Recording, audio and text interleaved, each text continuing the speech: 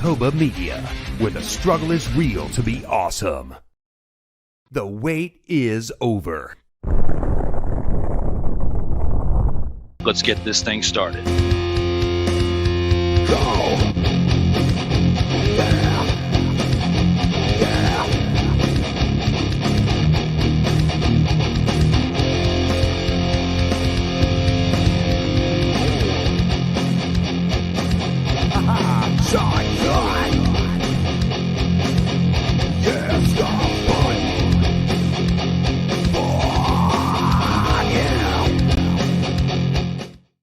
Welcome, one and all, across the nation and around the world. I welcome you all to episode 113 of the In or Out Sports Debate. I'm your host, Drew Willingham, and we are back again for episode 113. And I try to bring you guys new and fresh panelists every single week, or at least returning ones that bring the fire, ready to rock and roll. And we're going to start it off with the returning panelist, who is a one-time Vault of Fame inductee. He rocks and rolls some great content with Belly Up Sports, with his writing, things he does out here in the field, but also with the co-hosting of his podcast that he does, No Credentials Required, as well as the collaborations he does with myself and other brothers out here in these streams. Give it up for the returning panelist, Ryan McCarthy. Welcome back to the show, brother. Thank you so much. Happy Bobby Bonilla Day and happy Rick DiPietro Day to all who observe. Also, happy Canada Day to our friends up north in these streams. And I see the Fireflies have joined us tonight there, Drew. Thanks for inviting them over. They had to. We didn't have any wrestling topics, so I made sure I had to incorporate them one way. Somehow, some way, they're going to be here as Monday Night Raw is tonight. You know something's going on with Uncle Howdy. I'll check out the highlights later, but for tonight, we're going to stick within the sports for the sporting debating itself. But we now have to bring in your co-host, someone who has not been on this show before, but is your co-host on No Credentials Required, which you guys can check out right now, the No Ticket Required show that you guys have been killing it on, talking about movie reviews and stuff like that. But definitely great sports content. And this guy right here helps you out with that week in and week out, sometimes twice a week. Give it up for Dustin Henry. Welcome back, brother. Well, welcome to the show, brother. Thanks for having me. I'm very excited to be here. I feel like an action figure emerging from the package, freshly unwrapped. I'm ready to go. You are the New Year's baby of the episode, ready to rock and roll and get it started tonight, man. And like we said, this is episode 113. There's been 112 episodes before. Last week was the 4-year anniversary edition that we had with Rob Johnson. He and I started this unit out together. And then around episode 12, which ironically 112 was on the 4-year anniversary, things switched up and started doing the weekly panelists. And now you're part of it, being the 41st person to be here. And Ryan, a part of that first 40 group. So thank you guys for making the time to be here tonight. And before we get started with this great, illustrious group that we have here for episode 113 in the arena of SIRTOBA Media, where the struggle is real to be awesome, Ryan McCarthy and Dustin Henry are here with myself. The hair is gone, but I remain tonight for episode 113. And to pay homage to the hair and to the people that were here before, we have to go back and look at the Vault of Fame. Acknowledge me.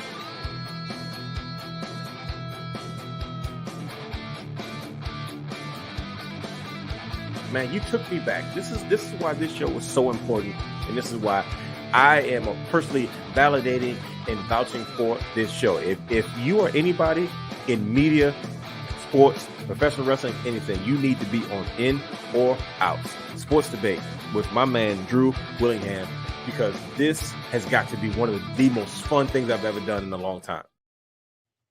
That right there is the In or Out Sports Debate Vault of Fame, which you can find on SIRTOBA Media's audio platforms listed right here with Amazon Prime, Spotify, Google Podcast, iTunes, and more, as well as on SIRTOBA.com.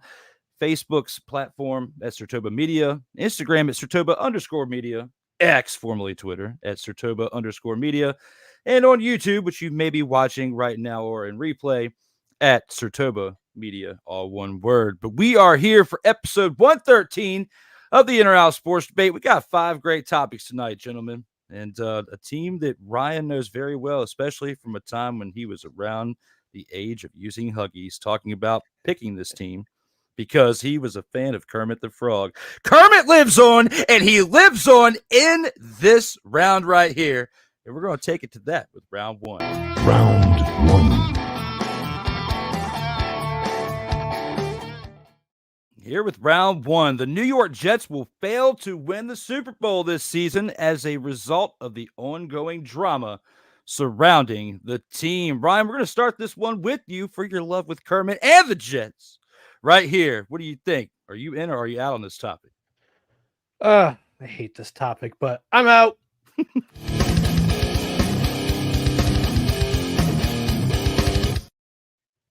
I hate this so much. We talked about this last week on actually 2 weeks ago, on Total Football Talk. Ding.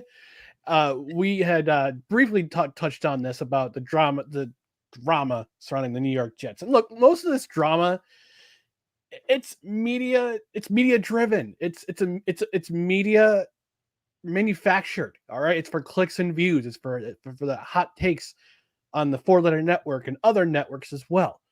Look, Aaron Rodgers has missed minicamp before. He missed it in 2011, 2014, 2020, 2021. Guess what he did all 4 of those seasons? He won league MVP. So does it really matter that he's in minicamp? I understand with the injury. Yeah, you need to learn the offense, but he already knows the offense. And his teammates have already had gone on record and saying, yeah, we're okay that he's missing minicamp. Whatever excuse he has for missing it is fine with us. We're okay with it. Tyrod Taylor can start to learn the offense a little bit. So, and the fact of the matter is the Jets didn't have minicamp last year because they were in the Hall of Fame game. So they just said, you know what? We're going to skip it altogether.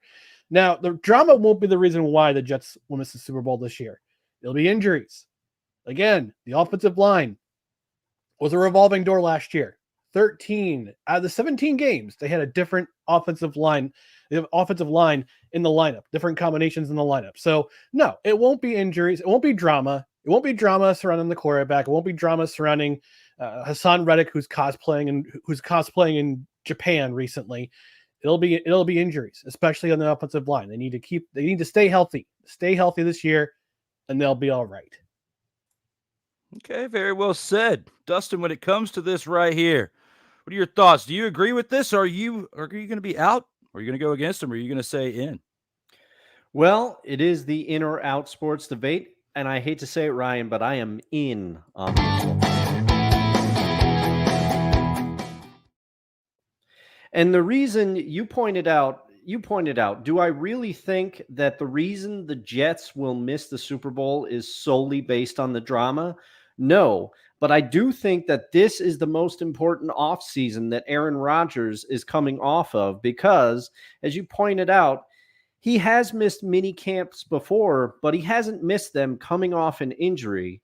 He's 40 years old, and I am 41. He's younger than me, but when you hit that 40 mark, your body starts to behave a little differently. And if I was Mr. Aaron Rodgers, I would want to take every bit of time to get to gel with my teammates. Yes, he's very experienced. He obviously knows the game, but he is getting older. We haven't seen him on the football field in a while. And if I were him, I would think he has to focus a little bit more on football, and some of the outside stuff will affect the Jets along with the injuries. And lastly, you kept Nathaniel Hackett, who admitted last year that it took him a while to figure out how to effectively use Breece Hall. So, the defense's window is closing, and you have an offensive coordinator who said he couldn't effectively use what was your best player by far last season, but the drama will not help. I am in on this. Man, both of you came out here swinging this first round. This is what I'm talking about. I love this show. Breaking news, Dustin about. is no longer part of No Credentials Required. No, don't you be a Tom Petty on my show there, Ryan McCarthy. Okay, no Tom Petty action tonight. But what I will say is both of you came out here swinging and knocked them both out the park on both sides. That's what's tough for me to navigate through here and kind of be a tipping of the scale. But I'd already had my mind up beforehand, and I'm going to stick with this pick. And for that, I got to agree with one of you here, and I'm going to agree with Dustin. I'm in.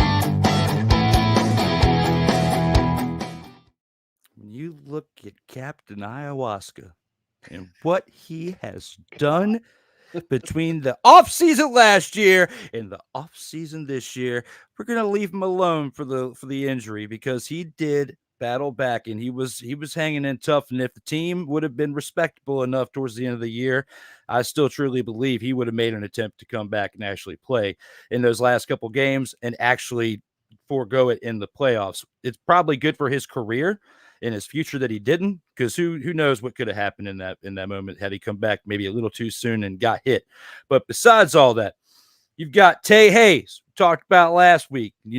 Breaking news during the show, Ryan McCarthy helped me and Cole out by saying that he was released. Okay, you got the impact with what's going on with the law. You got the fact that Nathaniel Hackett is basically just riding the coattails of Aaron Rodgers, and if he's not there, he looks like he's lost, like a kid in a store that lost his parents, and he's trying to figure out how to get back, because he's proven without Aaron Rodgers he's not effective as a coach, and with him it's still unproven if they can go to the promised land and do anything with the team and actually get there to the Super Bowl.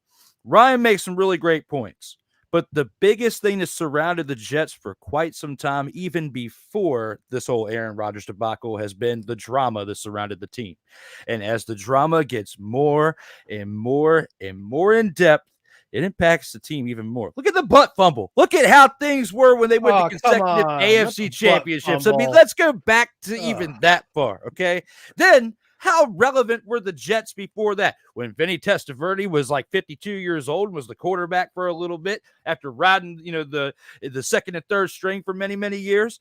Come on, the Chad Pennington. Yeah, I get your flashes in the pan there, and with Bill Parcells. But before that, since that, I guarantee a Super Bowl and Super Bowl III, they really haven't been that relevant, because each and every season there is some part of drama that circles this team as a cloud and weighs in on them.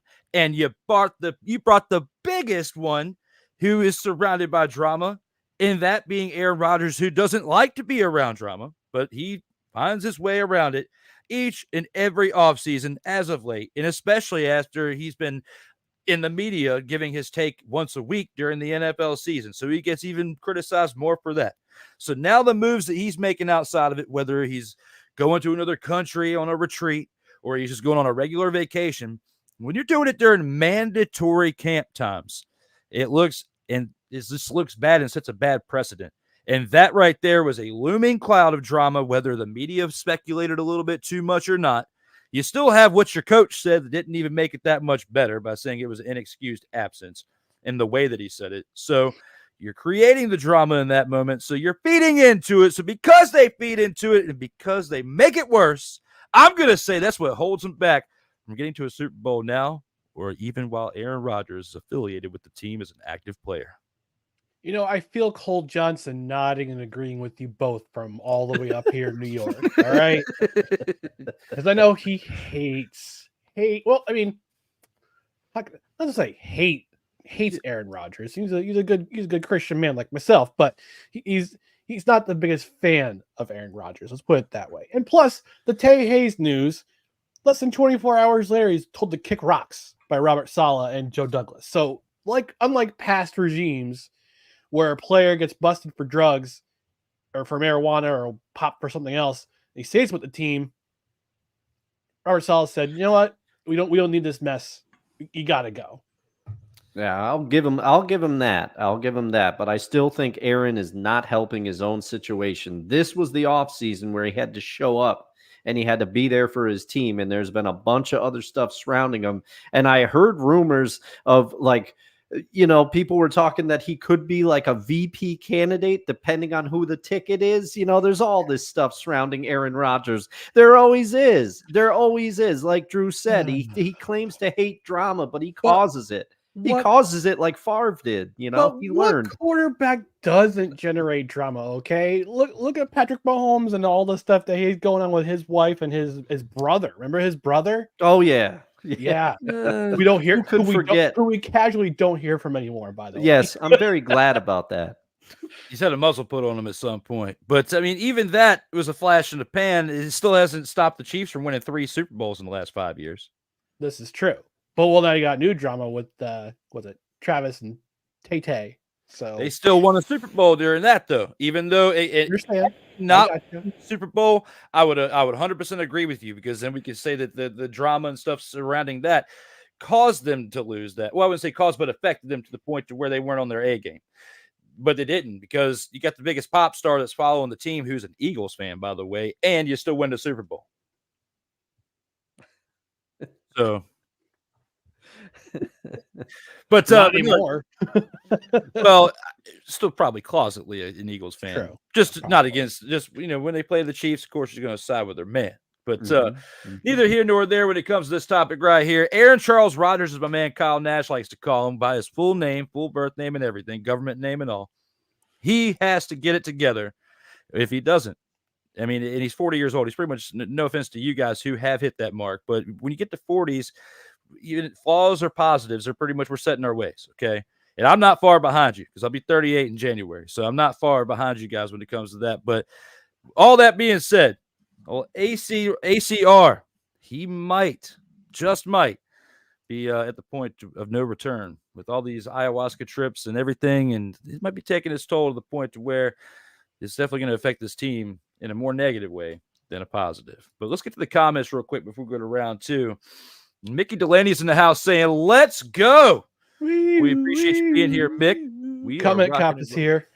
Yes, Comment Cop is alive and well. And Sick Dicky says, "I've got my snacks ready for this throwdown." Sick, I was talking to him in text earlier and said, this is going to be a barn burner, he said. That was quote unquote what Sick Dicky said. He also says, the only choice for Ryan McCarthy is on this one is out. He'd be a fool to be there in on this nonsense. He's not wrong. Yeah, he was right. Kurt the Frog is out too, by the way. Kermit, so you got another one in your favor. And also Mickey says he's out. You got 2 people agreeing with you. Well, it's 2 versus 3 right now. We're still rocking and rolling on the inside. Dante says, "What's up, guys? Appreciate you being here there, Dante." Dante's been a loyal supporter of SIRTOBA Media, so shout out to him. Sick Diggy says he's out too. I mean, come on, guys. It's a breakout here. Sick says, "I'm out. I'm staying out of this fiasco within the New York Jets organization." So you're out for different reasons. Okay, so you just don't want to meddle with it. I get it. And guys, whether you're watching on No Credentials Required channel right now or on SIRTOBA platforms, make sure you subscribe now and never miss out on new content. This is the first time you're viewing it on these channels. And with that being said, before we go to round 2, we do have some breaking news that we have to get to as a result of what's going on for next week.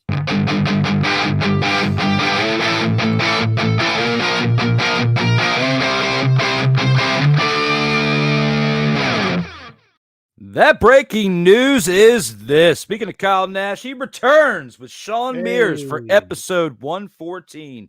Sean Mears will be the 42nd different guest that we have on this show.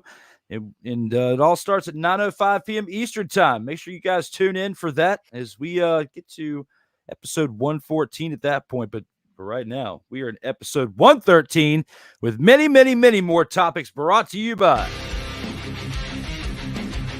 SIRTOBA Media, where the struggle is real to be awesome. Let's take this unit into round 2. Round 2.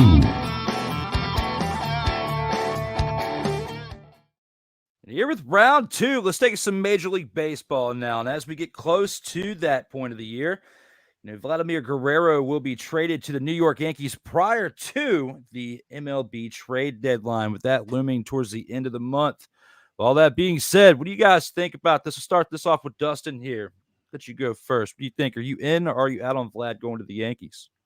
I am out.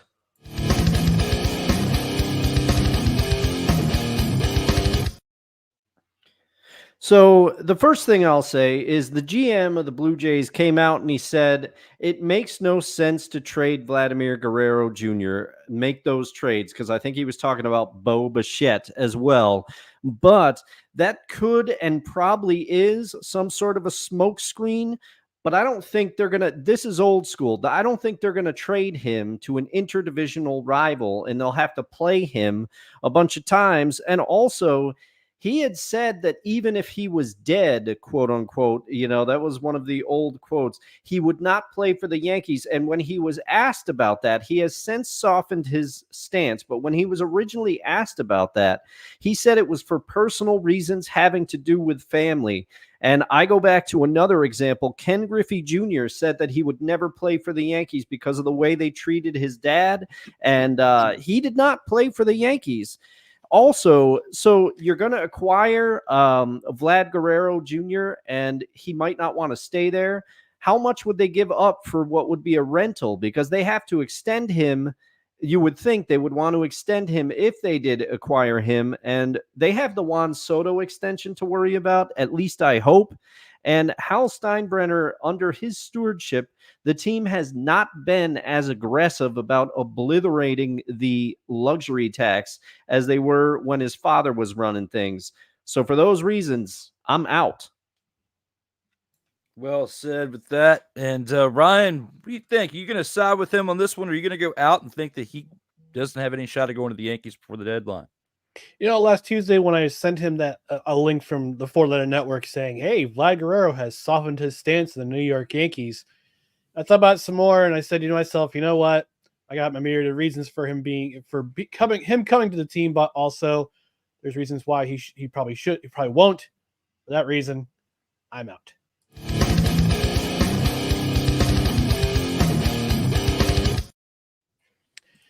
And I have 3 words as to why he will not be a New York Yankee.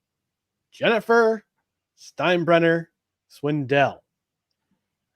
You may ask yourself, who's Jennifer Steinbrenner Swindell? Well, Jennifer is the oldest daughter of the now deceased George Steinbrenner,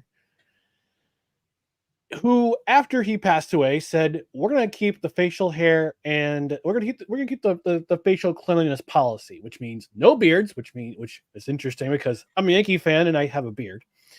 The hair can't be long, can't be dreadlocked, can't have a crazy wild style. You got to keep things corporate. And Vladimir Guerrero Jr., for the pop he has off his bat, for the fact that he's young. I mean, the dude's only 25 years old. 25 years old, which is 10, 11 years younger than the currently injured Anthony Rizzo, who has struggled mightily. You have that, and plus he goes to arbitration after this year. So you got the facial hair policy. Great, he's got the pop in his bat. It'd be awesome to have it on his team on the Yankees, but I'll give you one example of a guy who had to cut his dreads and clean up when he got traded to the Yankees. That was Andrew McCutchen. And just like Samson, when he got his hair cut by Delilah, Andrew McCutchen wasn't the same after that. So as much as I want Vlad Guerrero on my team, decent defensive first baseman, popping his bat, I don't think the risk is worth the reward. So for that reason, I'm out. I really want to say those 4 words. Actually, it's 5. But I really want to say it right now, but I just can't. I really can't when it comes to this topic. I'm going to agree. We're going to all be out.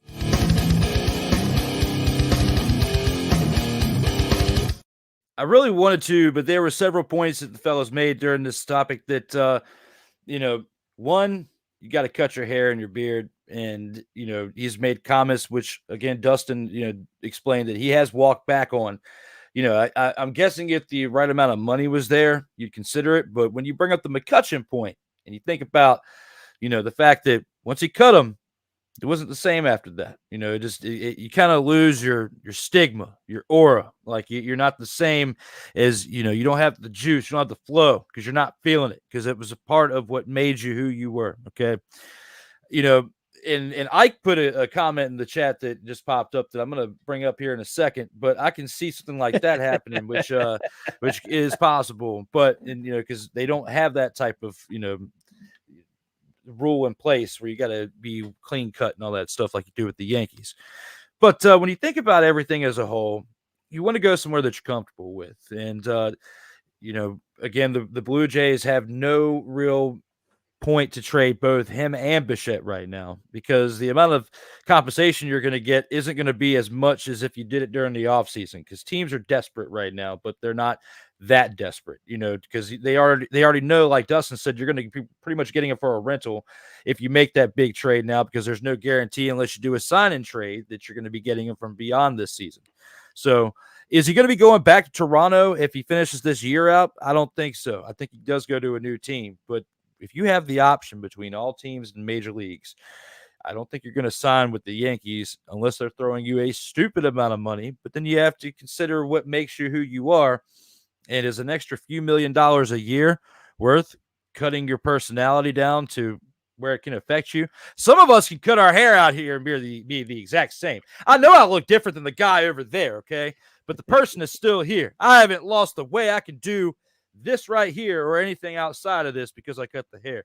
But baseball, where things are really meticulous, and I've been a part of that game for a very long time, especially when you're an active player, you know, people have superstitions. This is the word I was looking for. Superstitions out there. And with him growing his hair out as long as he has, some people, if they're active players and they're on a roll, especially in productive ways, they're going to look at that superstition and want to keep it.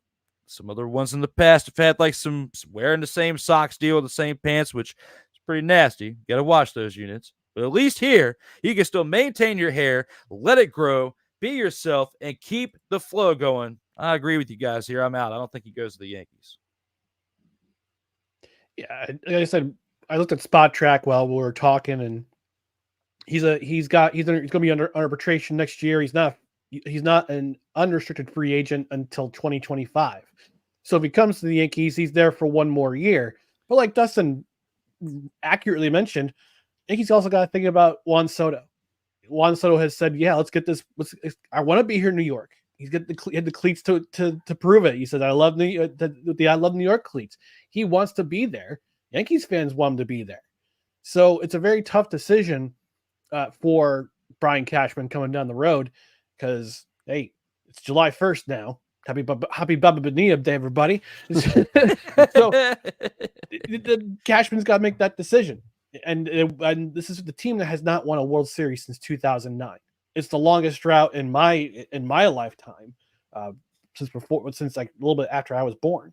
So, yeah, it's a high risk, high reward, and you gotta wonder what kind of player he'll be. Not so much on the field, but attitude wise, if he gets traded to the Yankees and has to lose his sweet style. Yeah. Yeah, I wouldn't want, and it's easy. If somebody threw enough money at me, I'll shave my head if somebody says, okay, I'm going to give you X amount of money.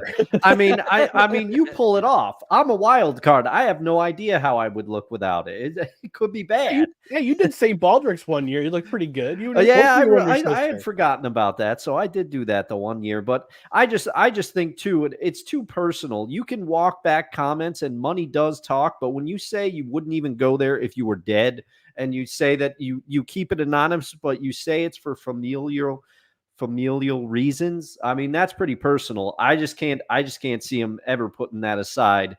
And also, I had learned that Ken Griffey Jr. is apparently still receiving money from the Reds. So there's a couple different Bobby Bonillas out there.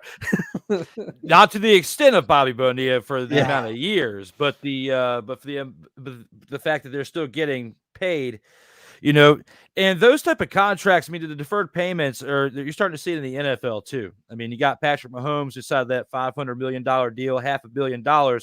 But a good portion of that is deferred until, much time after he's retired, similar to Bobby Bonilla. And I think he'll be getting larger payments than $1 million a year. But Bobby Bonilla, you know, he was the one who set the tone for all that. It's got to be pretty cool that he has his own holiday, for one, first, and that other players and other sports are following suit because of the groundwork he laid out. He laid the foundation out for this. We have a holiday, Bobby Bonilla Day. We're celebrating it today. Put your ones up. But guys, with that, our ones are up. Yours should be too. With that being said, we got to take this into our first commercial break. But before we do that, we do have some comments that we got to get to here because after Sick Dicky said what he said about the fiasco within the Jets organization, the comment cop was rock and roll and said, Sick, There he is. stay in your lane. You as well, Dante. Well, Dante is always in his lane. You don't need to tell Dante stay in his lane, Mick. You get in your lane. You're a little bit out of your lane right now. Don't make me click the rock button, the shut up one. He doesn't say a nice word at the end of it. You know it. I don't want to click it right now. Don't make me click it. Mickey also says, I am out. The New York sucks. The New York Yankees suck. You hate us because you ain't us. You hate us because you ain't us. Mickey. There you go. You All can't right? say that. You can't say that as fast as you did the first time, Ryan. It sounds like something else. I was trying to.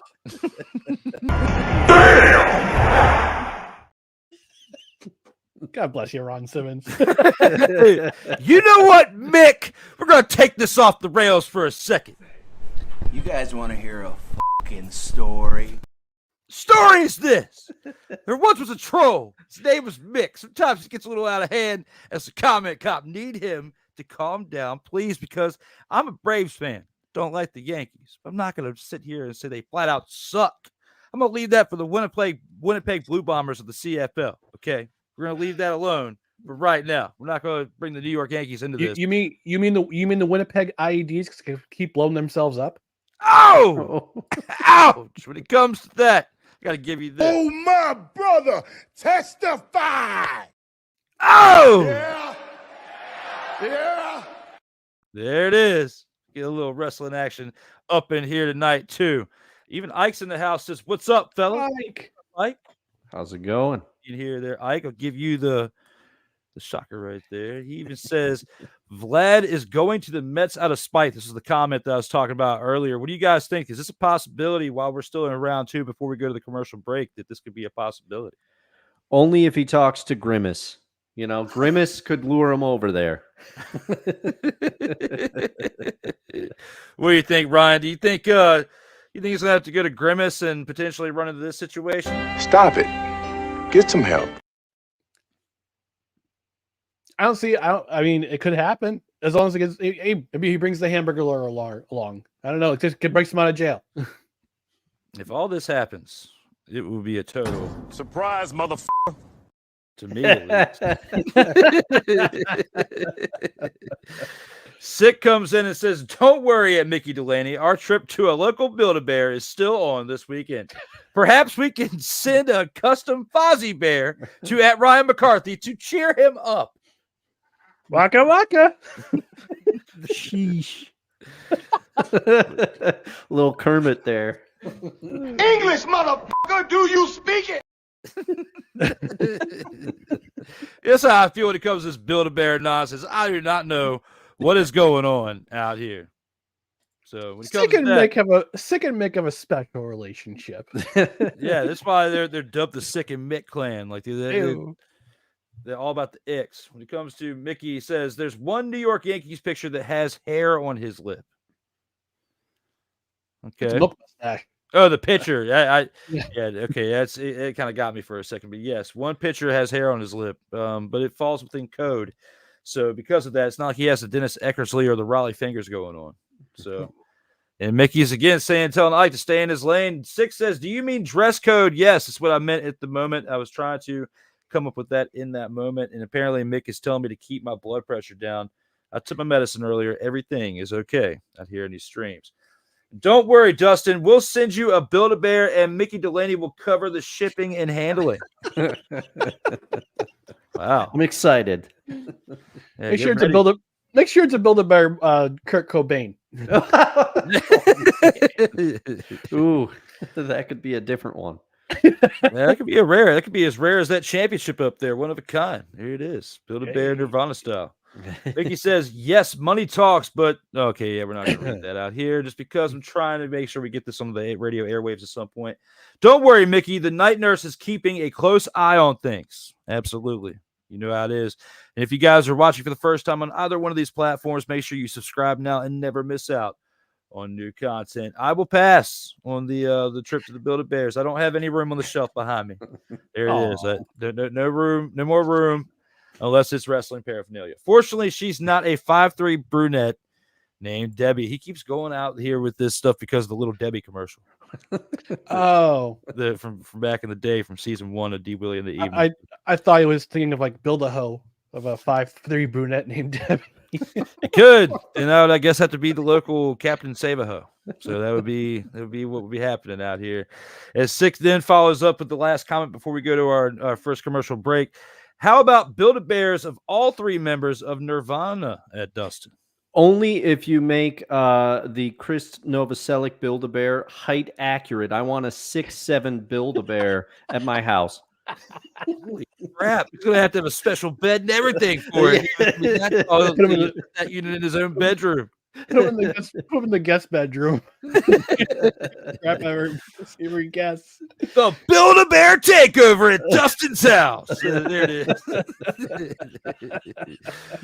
Well, guys, thank you guys in the comments for helping us keep this thing lit through the first 2 rounds. We're going to take our first commercial break. When we come back, we still have 3 great rounds in store. We'll see you here after that first commercial break.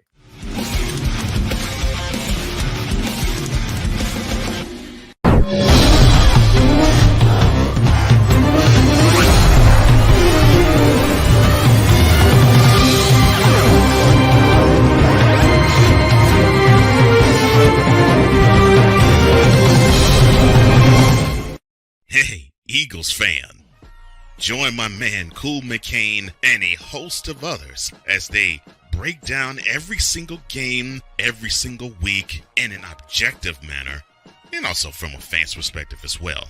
Remember, this cast feels just like you. Nobody likes you. And you don't care. Fly, Eagles, fly.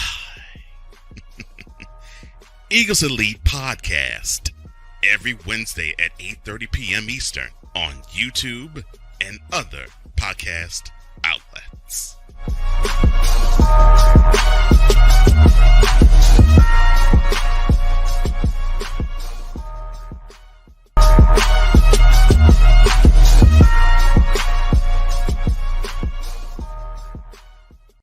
Hey, ladies and gentlemen. Hey, look. Hey, stop playing games. Y'all already know. Go ahead and toss him some Willie bucks. Ain't nobody playing around. Hey, $ D Willie 87. Go ahead, hit him up on the Cash App, and go ahead and give him some Willie the bucks. Look at Drew looking stoic, ladies and gentlemen. Stoic on that $10 bill. So go ahead, slide my man over some Willie bucks, and we good. That's all I'm saying. We good. Slide some Willie bucks. Drew Willingham. In this case, yeah, you put the blame on Kyle Shanahan for apparently not preparing the team enough for the overtime rules, supposedly. Cole Johnson. Peyton was considered a winner, and he was the darling of all darlings for Gerald. With a special appearance by Tyrone Alizé McDummy. Ain't nobody calling me. Text. Delete. Oh, yeah. Delete. Join these 2 football enthusiasts as they give you Total Football Talk. Live every Monday at 4 p.m. Eastern, 3 p.m. Central on the SIRTOBA Media and the Comey Media YouTube channels.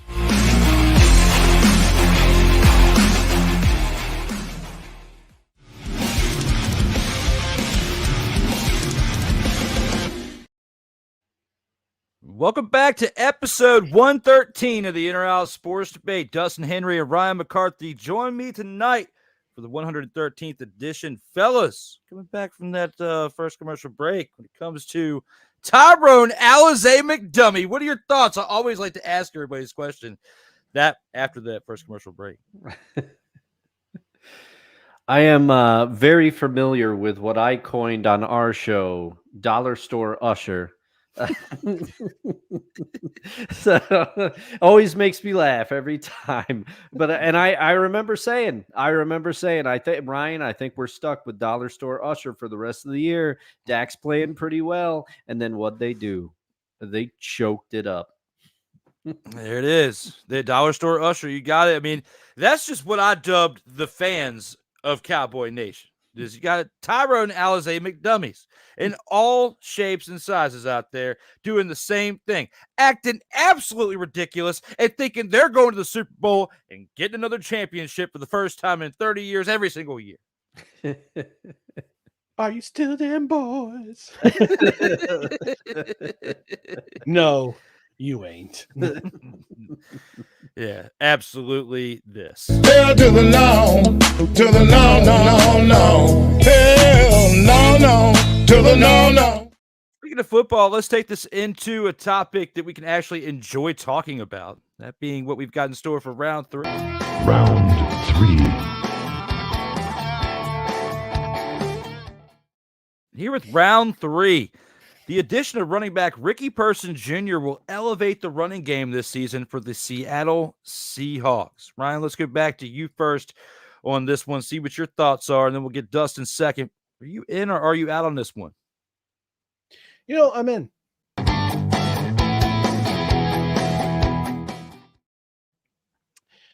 And I'm shocked, absolutely shocked that the Seahawks also didn't sign Tyrone McDummy.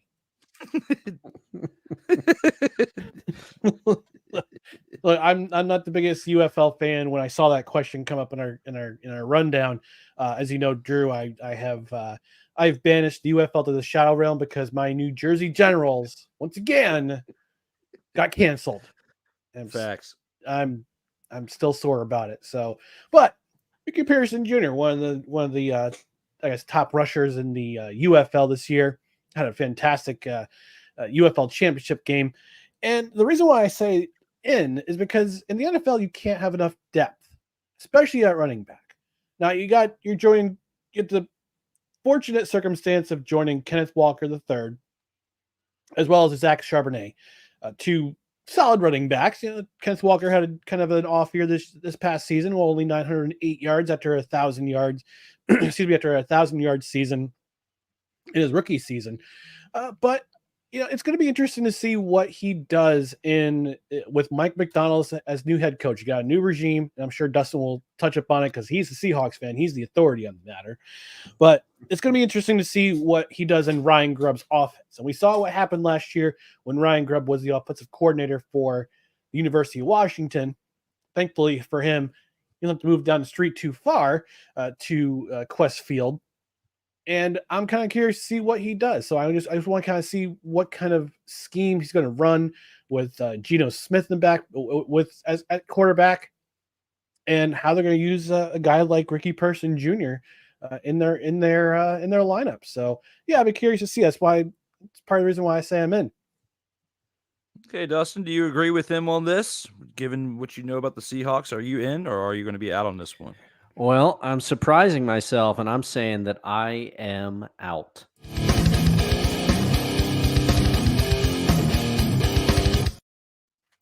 Ryan, you bring up an excellent point that you can never have too much depth at the running back position, especially in the new NFL. And running backs are often injured. However, I'm going to say he would have had a better chance of seeing the field under the Pete Carroll regime. Pete Carroll prioritized the running back. We have yet to see what Ryan Grubb and Mike McDonald will do with that new, what their scheme is going to be on offense. But I will say the reason that I'm out on him elevating the running game for the Seattle Seahawks, I looked up some stats for this one. And according to UFL.com, his yards per carry average for this past season was 3.2. And I looked up the NFL average of yards per carry in 2022 and 2023, respectively. 2023 was 4.1 and 2022 was 4.4. So he's already slightly below the yards per carry average that an NFL running back brings to the table. And he was doing that, no disrespect to the UFL. There's some talent there, but he was doing that against lesser talent most would think than what he would see in the NFL.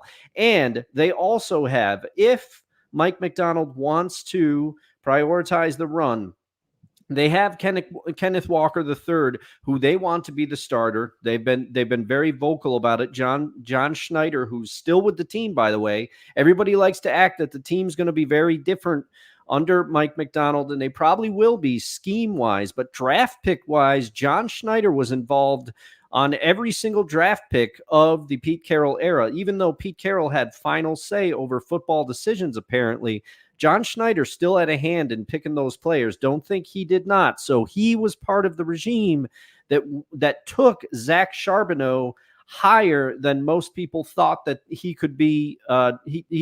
Most people thought he could have been drafted later, and the Seahawks drafted him pretty high. If memory serves, it was a second-round pick when people thought they could have waited a little bit more to get him. So they think highly of Zach Charbonnet. Those are the two that they want to command the Seahawks rushing attack. For those reasons, I'm out. Very well said. And when it comes to that, Brian brought up some great points, and you both did too. So it's very tough for me to split this one. But kind of like how I was in round one, I already had my mindset on this. And Dustin, you brought up some really great points, especially bringing up his stats within the UFL. I'm going to have to agree with you on this one. I'm out.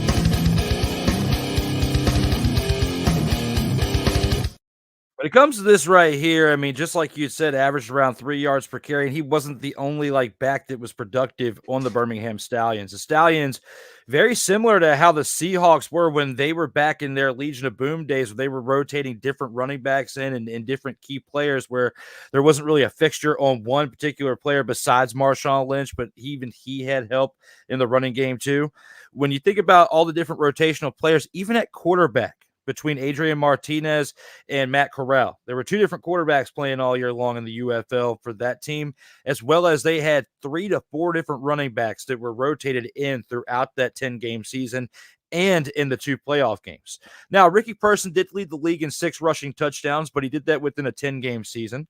He did have, 3 yards per carry, which, if you get 3.2 yards per carry and you run the ball 3 times, it's almost a first down. Between it's like 9.9 yards if it's around 3.3 yards. You know what I'm saying. But the point is, when you're thinking about that production, that's in the UFL. If you're only getting 3 yards in the UFL, that's like getting 1.5 yards or 2 yards in the NFL. I mean, there's a big difference. That's why they're comparing the UFL to the minor leagues. It does get you more exposure, and it gets you more reps to where you can get opportunities like this if you're Ricky Person Jr., or if you're special teams and kickers like Jake Bates, or if you're like safeties like Puka Nakua's brother Kai Nakua, who played for the Michigan Panthers.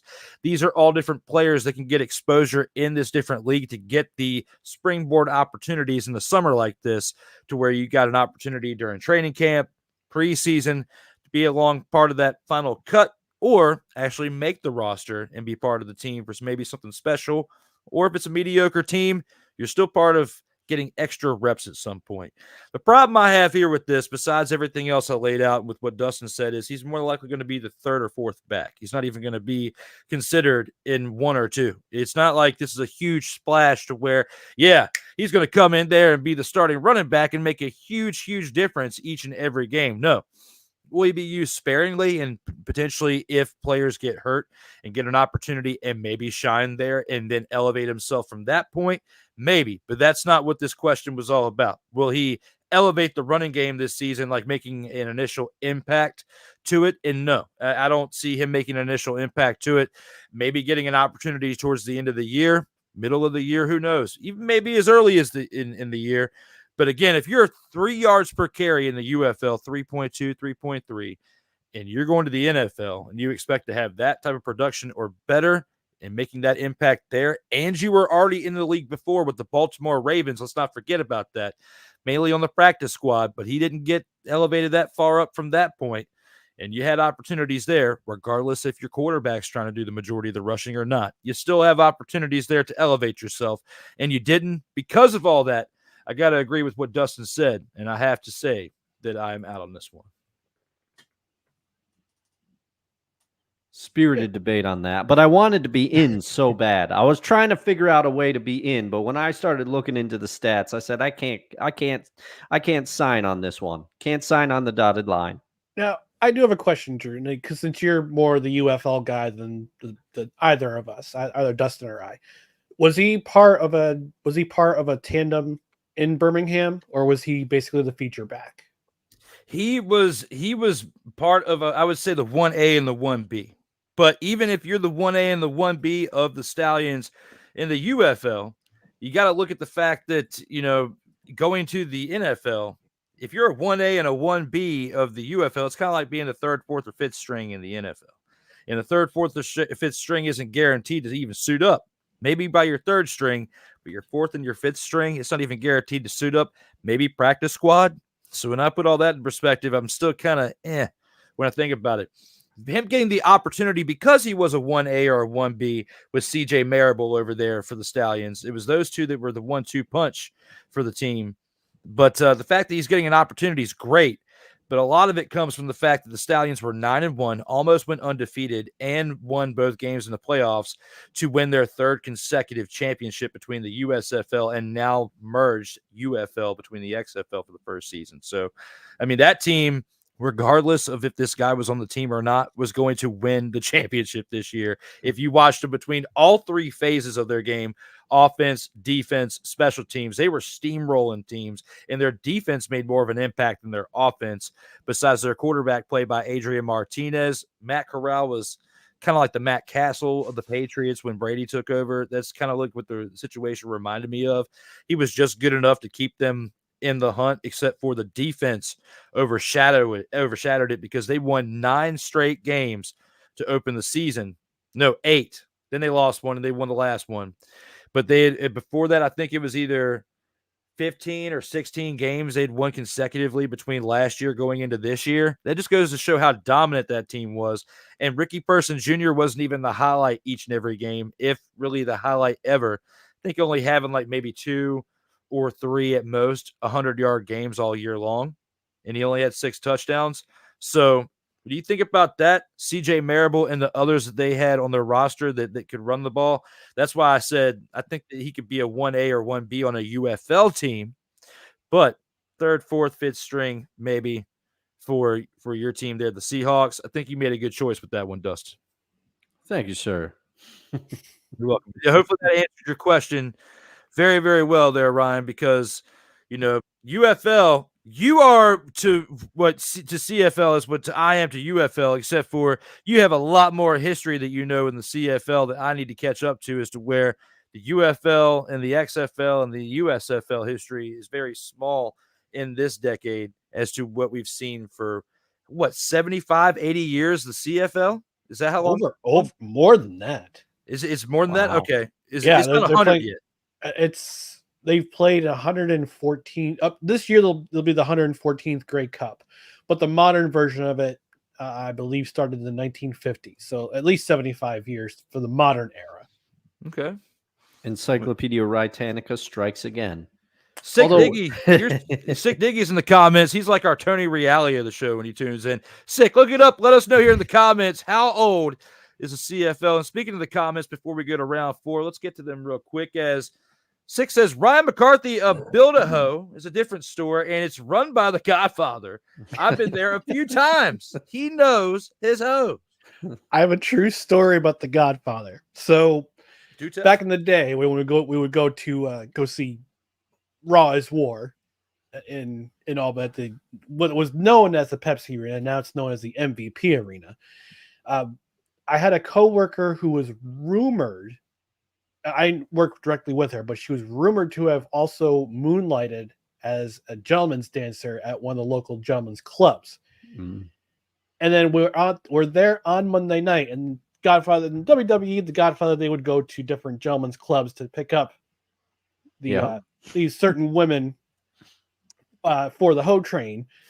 And we're looking at the Titantron, and we're going, is that who we think it is? It was her. Oh man, you're gonna have to tell me which establishment off air, Ryan. You're gonna have to tell me that one. Yeah, that's pretty interesting. I kind of want to be a fly on the wall for this one, even though I'm not from the area. It just sounds funny that this is Attitude Era, and the person that is on screen with the Godfather.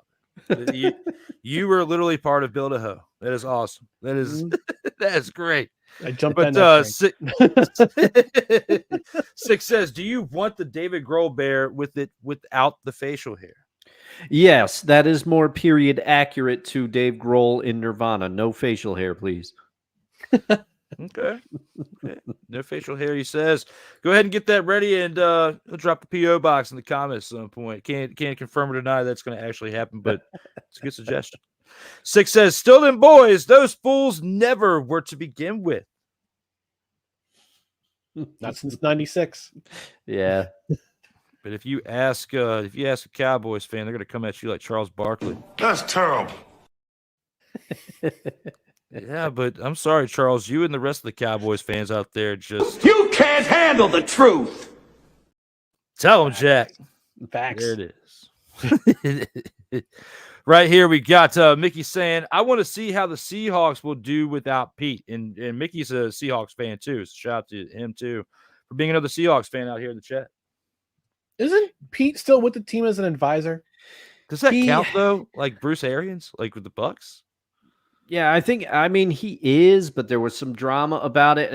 And Ryan, you remember, because I went on that I took notes on the Pete Carroll presser. You did. He did not want to go. It was very obvious he was kind of politely forced out. So I don't know if the relationship is as kumbaya as everybody paints it out, but he does supposedly still hold a role with the team. Yep. And to the extent of what his word means, it'd be interesting to see. But yeah, he's pretty much hands off, just an advisor now, getting on up there in age. And Six of the Canadian Football League was founded January 19th, 1958. So it is 66 years old? Yep, just about. So I thought it was older than that. That's why I said 75 or 80. And so we were both kind of caught off with that one. But thank you for that one there, Sick Diggy, a.k.a. Tony Reale of this show. And again, guys, subscribe now and never miss out on new content if you are just now tuning in. And with all that thrown out there, we're going to go ahead and take this into round 4 and talk about the By the Numbers segment for this episode 113. Come on, technical difficulties. Take us to round 4. Round 4.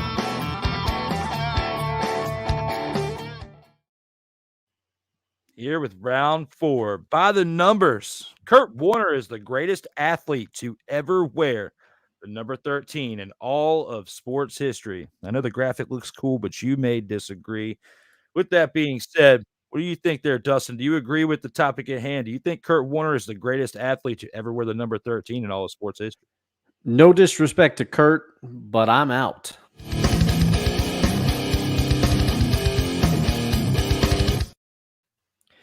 There is one number 13 within his sport that played in some of the same era, but pretty much a different era altogether, just before Kurt Warner really went on the run with those Rams and everything. And I'm going with Dan Marino. Dan Marino is the greatest QB that I remember wearing 13.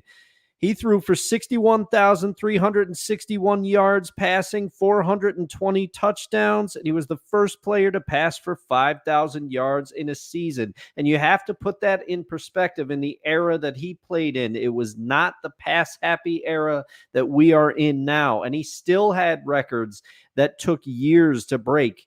Offensively, he had 13 seasons with 3,000 passing yards, and he was selected to 9 Pro Bowls. He did, if memory serves, go to a Super Bowl in his first or second year, but he did not win it.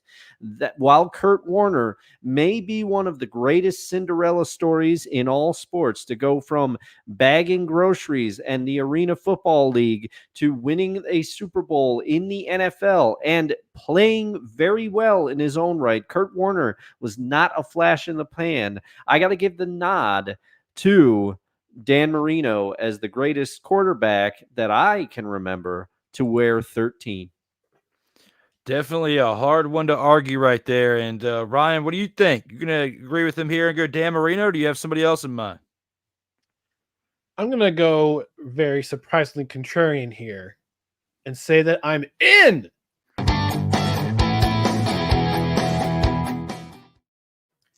Now, I'm not saying in because he had spectacular numbers. His NFL numbers, just his passing yards are about half of what Dan Marino had. 32,344 yards, 208 touchdowns, 128 interceptions, and 124 games played in the NFL.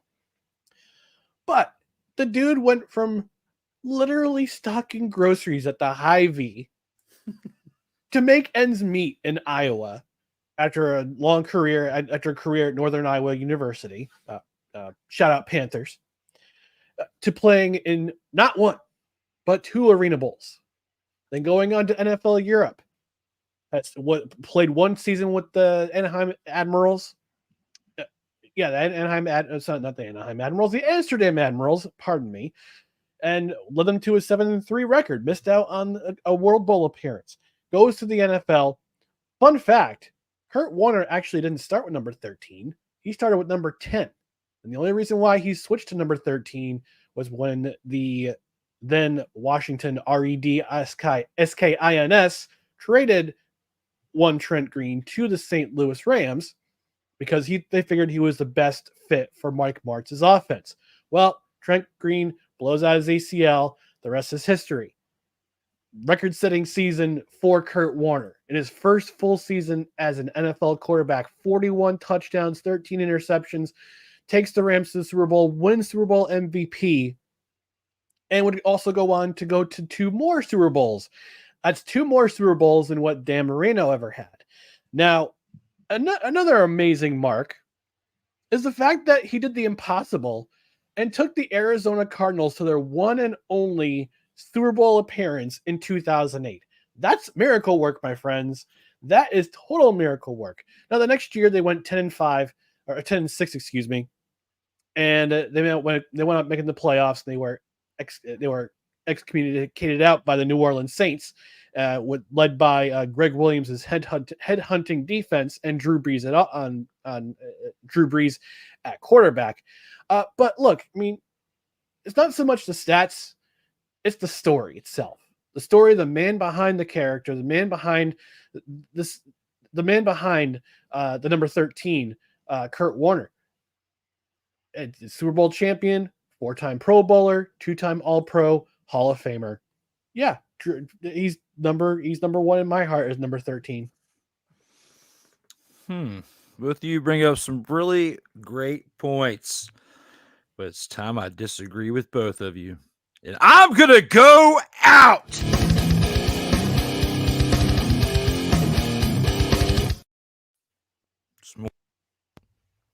There's more sports than the game of football. Of course. There's basketball we have to think about here. Oh. And somebody who was legendary to wear this number back in the 50s, the 60s, and the 70s for 3 different decades. We have to look at Wilt Chamberlain. 2-time NBA champion in 67 and in 72, doing it with 2 different teams, the Philadelphia 76ers and the LA Lakers. He is also a 4-time NBA Most Valuable Player. He's also the NBA Finals MVP in 1972. And then after that championship, he retired the following year. But to do that in the latter part of your career, during a time when the game was very, very physical. Okay, we talk about how the game was more physical back when Jordan played in comparison to LeBron. But even back then, I mean, what was a foul back then? I mean, things were rough back in the day back then. And he still got 2 championships.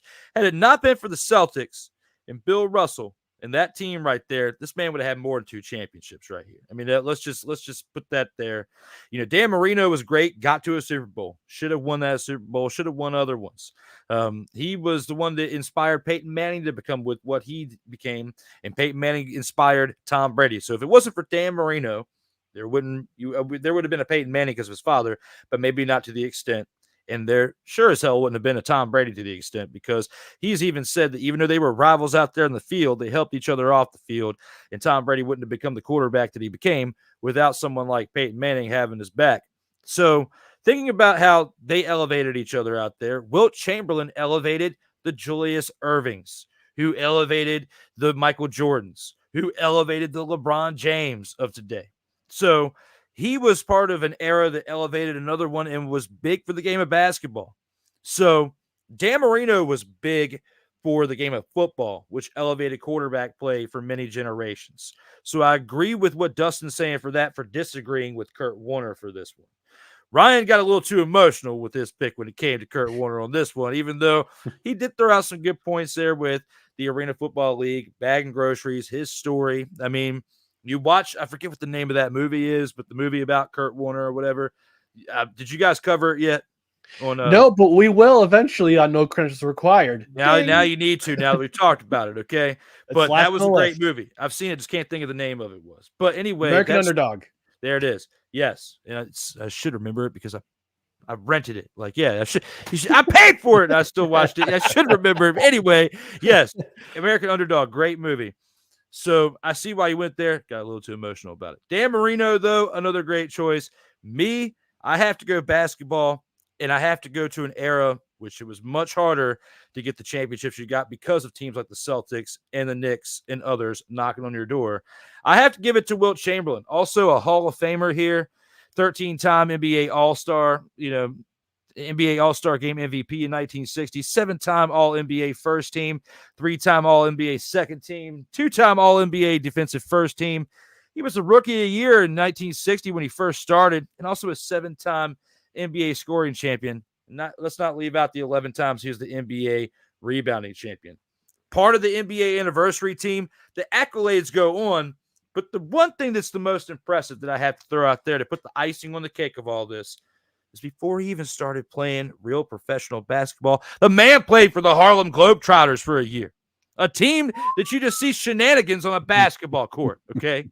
He went from being a laughingstock on the Harlem Globetrotters to playing real, meaningful basketball and being the greatest to ever wear 13 for the NBA and ABA, respectively, when you think about the fact that he spent his time in the NBA, but he was considered the best between both leagues. His number was retired for the Harlem Globetrotters, the Golden State Warriors, the Philadelphia 76ers, and the LA Lakers. When you put all that in comparison to having your number retired by 4 professional teams, even one of them's a joke, being the Globetrotters, and what you meant to that era in basketball, I couldn't forget the man known as Wilt Chamberlain. All right, that's a great argument. I got to cede 13 to the host of the show, but since you went basketball, I have to ask you, Drew, where does Steve Nash make it ahead of Kurt Warner? Another 13, who I will acknowledge, I have a soft spot for Steve Nash. I always have. I loved watching him and Dirk Nowitzki play together, and he's third all-time in assists. Is that enough to put him ahead of Kurt Warner on the 13 list for you? It's tough because Ryan makes a really good point with this story. Had Steve Nash gotten a championship, considering that he played with the Mavs and the Suns, other teams that, he had opportunities, right? It wasn't like he was a part of scrub teams and was the best player every single year on scrub teams. I don't know if I can give it to him on that. Even though you put Kurt Warner on the greatest show on turf in his first year, he still had other great years after that, and he solidified my stance on that by doing what he did with the Cardinals later in his career. Yeah. So Giants Kurt Warner is not something people want to remember. He went 5-4. Okay. He went 5-4. But even look at how miserable he looks in this picture. I made sure I put it in there. That one picture of him in the Giants uniform, he just looks miserable. Look at his face. Well, he's playing New Jersey. You would be miserable too. Yeah, I mean, you've got the right side where he's at his glory days. He's got the Super Bowl. He went to 2 Super Bowls, winning the first one. And then he led the Cardinals to a Super Bowl. So because he went to 3, I mean, your argument was Dan Marino, which was a great one, but Kurt Warner still went to 2 more Super Bowls than him, and he got one of those. He got the first one, which Dan Marino couldn't do that. And yeah, he could argue it that he had Isaac Bruce and Torrey Holt and Marshall Faulk all wrapped up into, receiving and rushing, which definitely helps your game out tremendously. And you had Ricky Prohl, who wasn't a scrub either for that time. So he had help. Marino had help too, but he was also just wasn't quite ready yet to ascend. And as he got ready to ascend, as he got older, the rest of the team was descending because he didn't have the same talent that he had when he first started, like Mark Clayton in the early 80s and so on and so forth. So, yes, I could talk about that all day long, but Steve Nash is a really tough question because had he won an NBA championship, I think I would have to consider it. But considering the fact that Warner still went to 3 championships overall, and even though he only got 1, it speaks more volumes in a harder sport in football, even though in basketball you got to play offense and defense at the same time. Yeah, I gotta say this. You can take one thing from Steve. You can't take one thing away from Steve Nash. Is he's arguably the greatest Canadian athlete to wear the number 13. So you got that. I wrestled with this question for a bit because there are some pretty spectacular number 13 athletes who wore number 13 out there. Matt Sundin from the Toronto Maple Leafs, Pavel Datsyuk from the Detroit Red Wings, Billy Wagner, 8th all time in saves. A-Rod. I'm not putting A-Rod on. Roberto Clemente. Yeah. Roberto Clemente's one. Had he not died too soon, we could have been talking about him being the greatest still after all these years later. Yeah, oh, absolutely. But definitely, you guys bring up some really great points. But Steve Nash, I'd say the best Canadian to ever wear, 13. I will never, ever consider PG-13 or what's his name, James Harden, as the best to wear 13. Alex Rodriguez cheated, and Odell Beckham Jr. hasn't been consistent enough. Has had some flash in the pans. I don't think I could ever consider him the best to wear 13. But between what you guys said and with what I said, I feel like all three of us bring compelling arguments to where anybody could side with anybody that we pick. Now, I will say if Odell Beckham Jr. signed with the Jets this year, I would have said yes to the drama question. But that would have definitely been funny to see with that. And we do have one comment, it looks like from Sick, that we had in between the last topic and here. Says, one of these days, Ryan McCarthy and Dustin, I would love to make another appearance on No Credentials Required. We got to work that out. Shout to Sick. We'll have a production meeting on that. Yeah, sure. Yeah, we'll figure something out. He had some great content the first time he was on, talking about the you can go back and watch it in the archives, or listen to it in the archives, but he had some pretty insightful thoughts about particular European soccer players. So, yeah, absolutely. We'll definitely have to talk about having him on back again. That's definitely an interesting topic. It's not one that's really covered a lot by our brothers in broadcasting. I mean, it's soccer is football is definitely a fun sport to watch and play if you are in shape, but it's not really talked about as much on here. So we'll have to find another question or two out here for next time to talk about a little bit of football at that point. But guys, thank you so much for the comments, especially you there, Sick. Keep them coming. We still have one more round to get to, but before that, we have one last commercial break.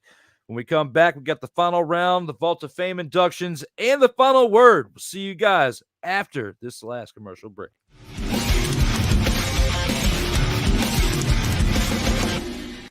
Everything Boston. I love you morons.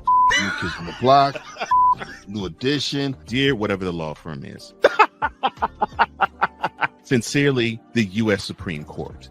Ben Affleck, Matt Damon. Go yourself again, Jason Whitlock.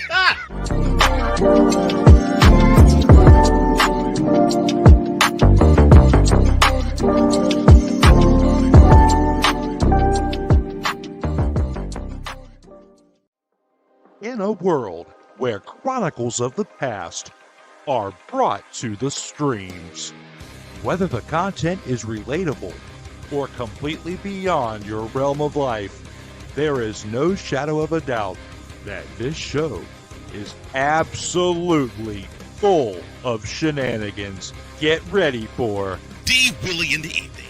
This Sunday at 10:05 p.m. Eastern exclusively on SIRTOBA Media, where the struggle is real to be awesome.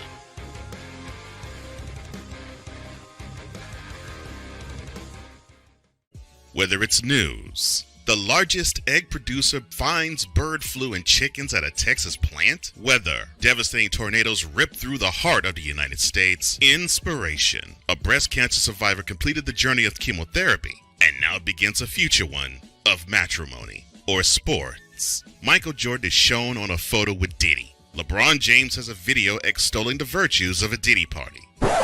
This has been yet another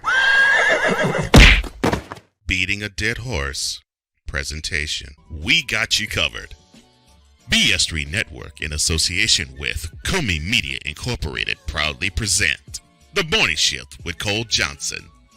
Live every weekday at 8 a.m. Eastern, 7 a.m. Central.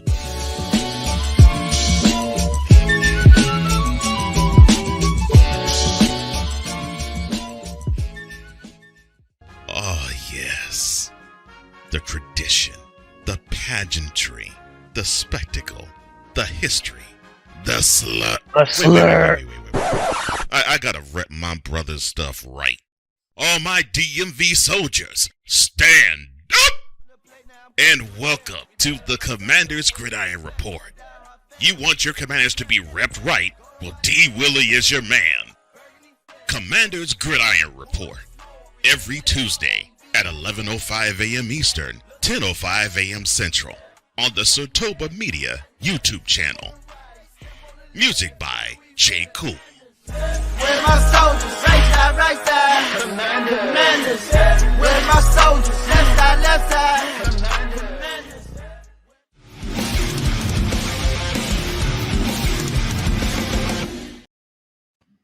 Welcome back to the In or Out Sports Debate, episode 113. We are back from the final commercial break, and Sick Nicky even dropped a comment that I will let you read there, Ryan, because I will butcher that name. You're talking about my breakdown about Ashraf Hakimi and his divorce. He's a Spanish-born Moroccan defender. Yes, that was the guy I was thinking of. That's a crazy story too. Yes, it was. I mean, his name. I just couldn't get it off the tip of my tongue during the commercial break. I was like, I'm going to butcher this. Brian needs to handle this one. I'm going to let him handle it because you guys were the ones who were talking to him about it out here in these streams. With that being said, we are back for episode 113 of the In or Out Sports Debate. The guy with hair is gone again.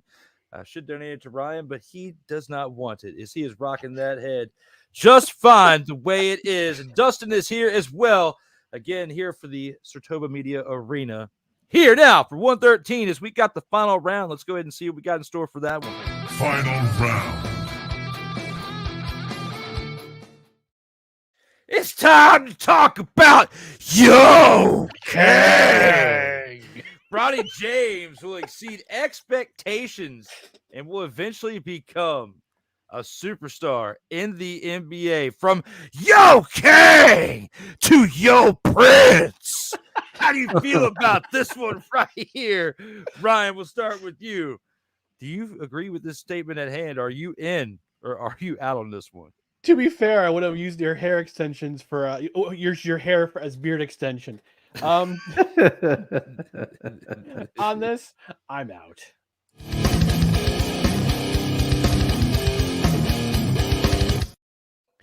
Once again, it's time for me for the second time this stream to say I hate this timeline because oh my god, I hate this timeline. Look, you're talking about a kid. I'm not gonna look. I don't want to go after the family, especially the son of somebody of an NBA basketball player. But look at this. It's 1 year out of college, barely polished, averaging 6 points per game. And like the only reason why you got drafted to teams because your dad's basically the GM and the coach. I hate to say it, but you know, if he's going to be a star, it's going to be in the G League, Europe, or the TBL.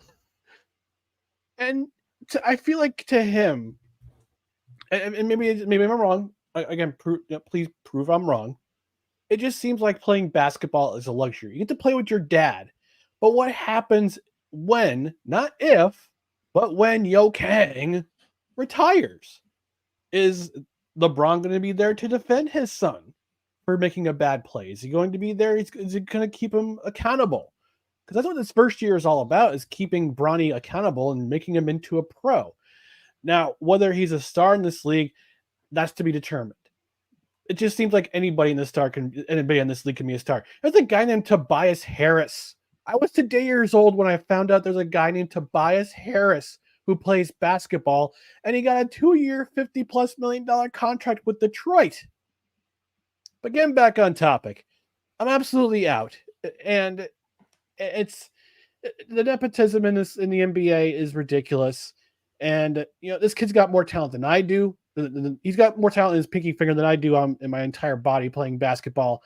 But it just smacks of just nepotism and of just saying to the Lakers, if you don't make this move, I'm going where my son's going. You agree with him, Dustin? You're going to go out on this as well? I have to. For the sake of the show, I almost said I'm sitting here, I'm thinking, I'm going, how can I be in? But I am out.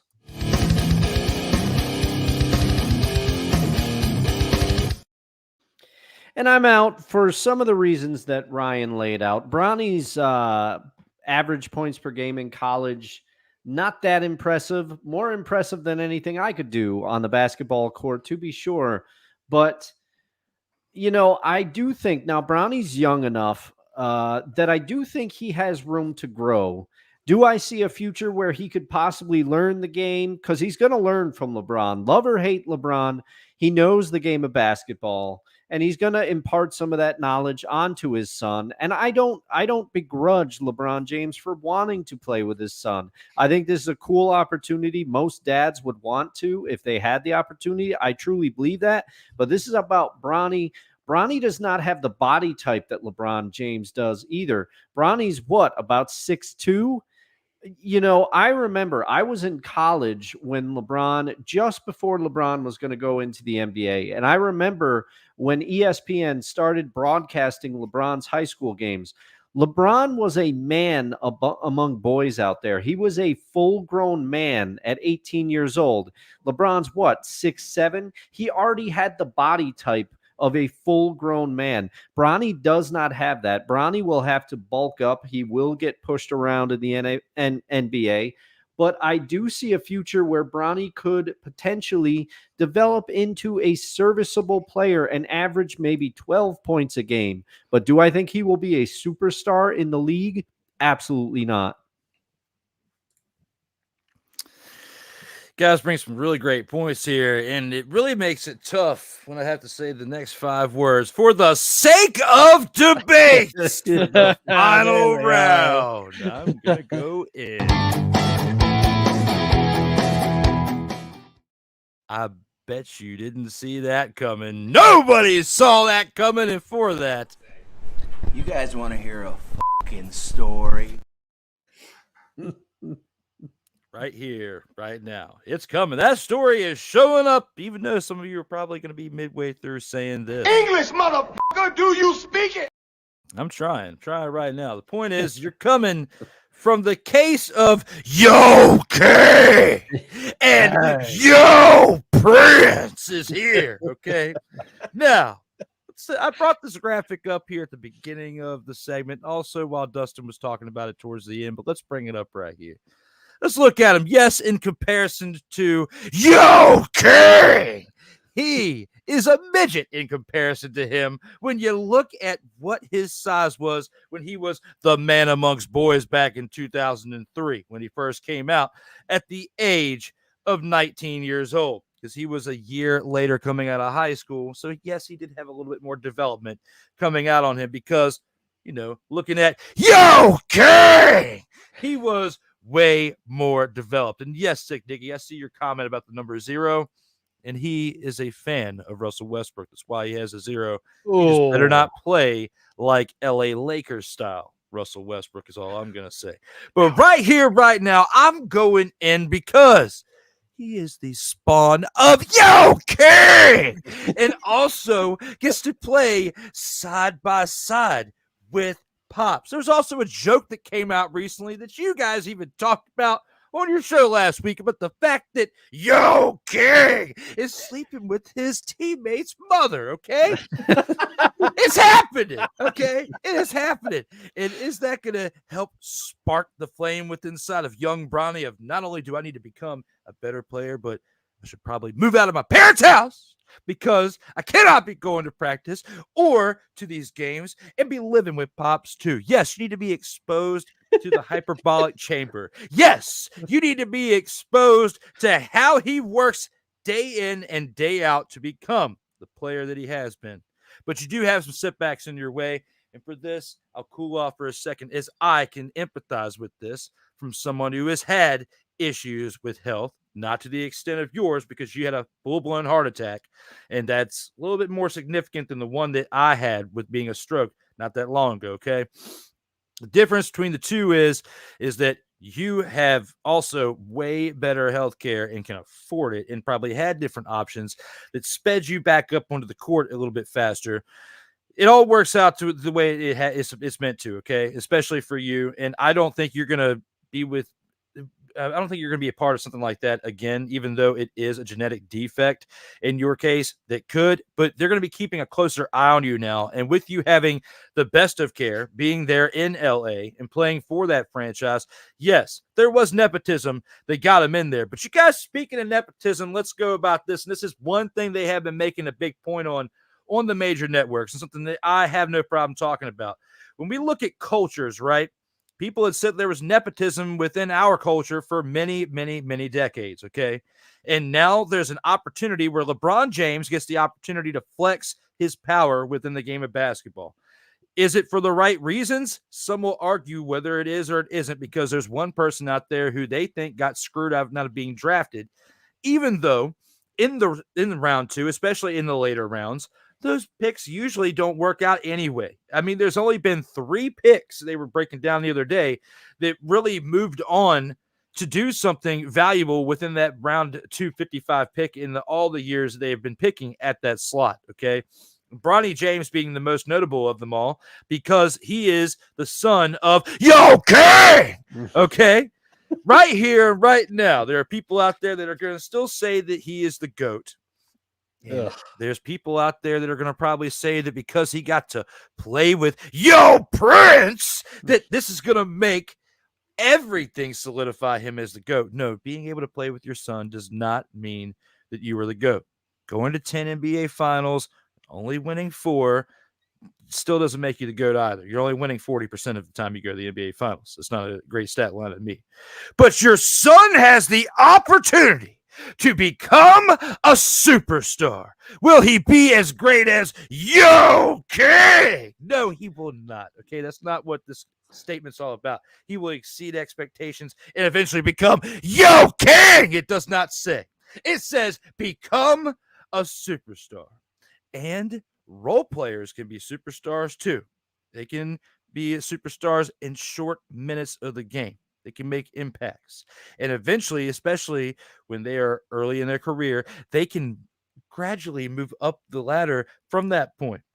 I could see Bronny being somewhat like a Drew Holiday maybe one day. It might take him 5 or 6 years to get to that point, or hopefully a little bit less. But if LeBron flexes his power in 2 years and gets his son Bryce on the team, and him, Bronny and Bryce are all playing together, and LeBron gets to do that for an extra year or 2 and play till he's like, 43, 44, and potentially maybe try to do something outlandish like Tom Brady did, which would be harder because of the fact that basketball is tougher, that you get to play offense and defense in the same game consistently. If Bronny has that much exposure to his dad as a player, and especially is able to dig deeper into the mind and be, what a point guard is the smartest person on the floor directing the traffic on the floor. I could see him being a superstar that's well enough to basically be the puppeteer while all the superstars around him do the big things to get all the big points and everything, and he just has like 24 assists and 8 points in a game. That's still, to me, great enough to be a superstar because you're still finding the open man. You're still a vital piece. And are you going to be an NBA Hall of Famer and arguably to the snowflakes out there who say that Yo King is the greatest. No, you will always be Yo Prince. You will always say James Jr. on the back of your shirt. And I take back what I said a year ago when I said, before you had your health issues, I said you sucked, okay? People who suck do not make it to the NBA.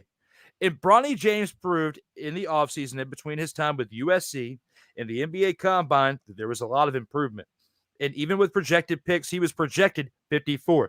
Went one slot lower than that because of the whole, if you draft Bronny, he's going to go play in Australia. Yes, that's what happened by his agent, but all for good measure, because if you want to develop somebody who's only had a year in college and needs more development, obviously, whether it's his size or on his game, the best in the world is your dad. In this moment, in this today's game, not the best in the world in all of history in NBA, but I will acknowledge that for today's game, for a 39-year-old to do what he is doing in today's era of basketball and for the last 20 years, I take my hat off and say LeBron James is the greatest basketball player of the last 20 years. Okay.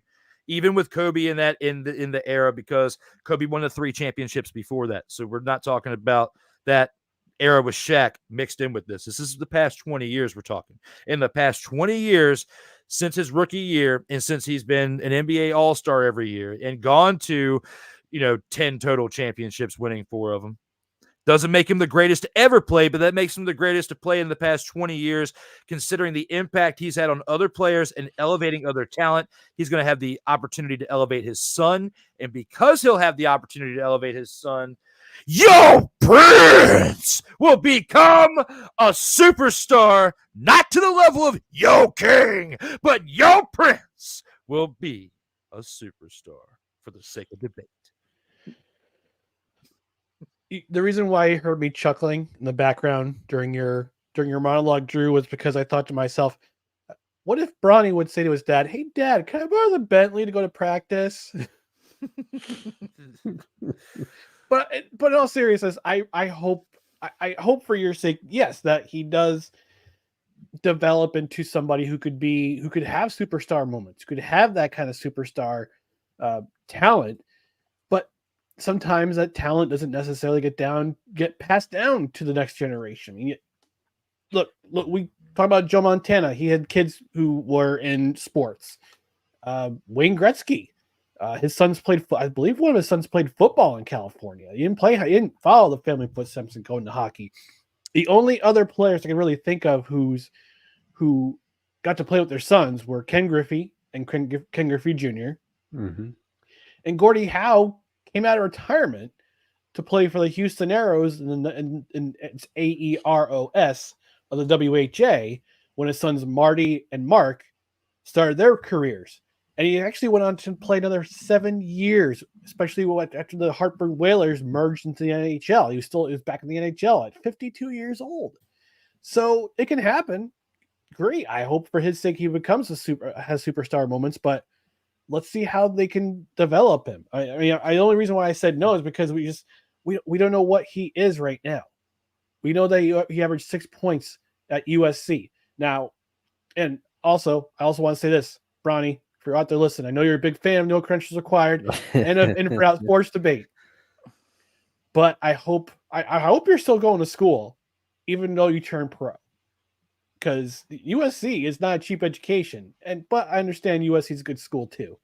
So he could probably take online courses along with being in his pro career, learn the game, but also learn to get himself a nice college education as well for the next stage. If God forbid this ever happens, if that heart condition does rear up its ugly head once again and he has to retire, he'll have something to fall back on.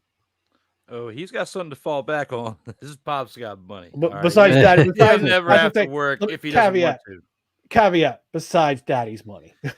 I mean, LeBron's got that money from Space Jam too. Yes, that. And, I would think about this way. I would say in time, if you're Bronny and it doesn't work out in the NBA, of course, do that, right? But right now, knowing that you have just a very, very, very small window to play with your dad, like at most, this is a high number. I don't see LeBron playing beyond 2028. Okay. Like that's 4 years from now. Okay. Yeah. That's a high number. And the only way that I would see him potentially making it to 2028 is Bryce gets to the league and he wants to have a solid year, maybe 2 with Bryce. If he's still performing, if LeBron's still performing at the level that he considers he can do, similar to what Tom Brady was doing, because the year before Tom Brady retired, he had the best, arguably statistical year at the age of 44, which was why he, battled throughout that offseason for those 40 days to decide if he was going to come back. Okay. Now, LeBron, I'm pretty sure once he says he's done, he's done. But I definitely think he's got 2 good years left in him, right? This year with Bronny to help develop him. Next year, maybe with the pieces they get between this offseason and next, they can build a respectable team that by year 3, when Bryce comes into the league, if he's good enough and still is on his game to where we're considering that he could be a part of the league and they bring him in, you have year 3, potentially year 4. By then it's 2028. LeBron's 43 years old, and I feel like it's done at that point. 43, 44 years old at that point, hangs him up, okay? I don't see him making it to 45 like Tom Brady did in football because they're 2 totally different sports, and Tom Brady stood up there like the Statue of Liberty most of the time, very rarely ran around. Yeah. But for the sake of debate, for one, but also because of how rare a situation is, you brought up the Griffies. Even if we ever saw 2 active players being a father and son on the same team again, I don't think so in the MLB. But if we did, I don't think we'll ever see back-to-back home runs like we saw from senior and then junior like we did before. That was definitely a monumental moment.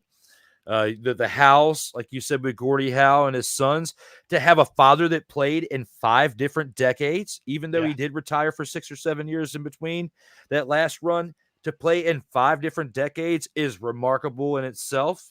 Yeah. But for LeBron James to play, yes, in 3 different decades, in 3 different eras, and especially 2 different eras, because he was there towards the end of the physical era, because the 04 Pistons and how physical they were are, to me, in my opinion, the last real physical team in the NBA. Then they started changing the rules and things began to get a little soft and pacified.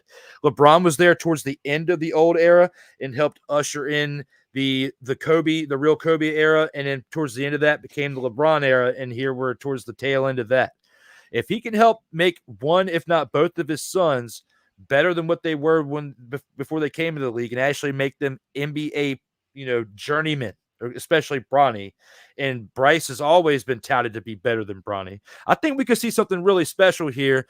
I still don't think LeBron's going to be the GOAT by the end of all of it, but I think he'll go down as the best number 2 in all of basketball. And what he did is nothing short of remarkable. I'm not going to take throw a big thing of shade on that.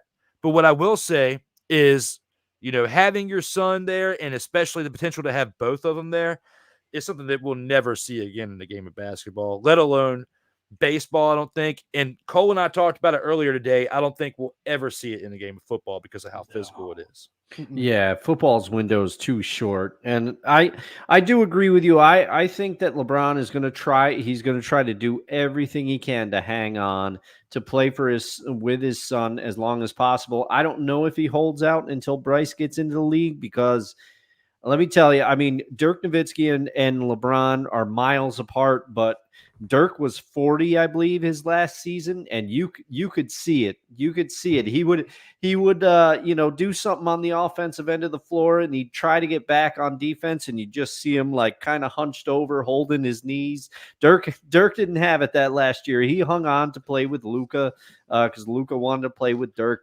But yeah, I think LeBron is a different type of guy. He's got that.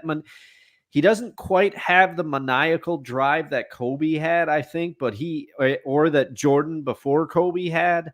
But LeBron's got some serious drive in him. But whether he can hold out, because I can also see a future where he plays with Bronny this year, and if the Lakers kind of flame out, LeBron said he wants to restructure He opted out of his contract, and he said he's willing to renegotiate and take a cut so that the Lakers can sign some talent to help him advance the roster. But Klay Thompson purportedly is signing with the Mavs on a 3-year deal. So, and LeBron reached out to him. They spurned him. They didn't get Paul George. I mean, who are the Lakers going to get? So I could see a future where he plays with Bronny, and then if the Lakers don't do well, he might decide, I got to do what I said I wanted to do. I got to play with my son. He could hang it up. I don't know. There's a bunch of different outcomes for LeBron, but I agree with you. A lot of people throw a lot of hate at LeBron. I'm not one of those people. What he's done is pretty remarkable, especially those runs with those early Cavs teams. People like to throw out that he got swept out by the Spurs. The Spurs were a fantastic team at that time, and LeBron really didn't have anything. Oh. I said it to Ryan one time. I said, "You're going to tell me that Larry Hughes was a viable number 2 option on that team?"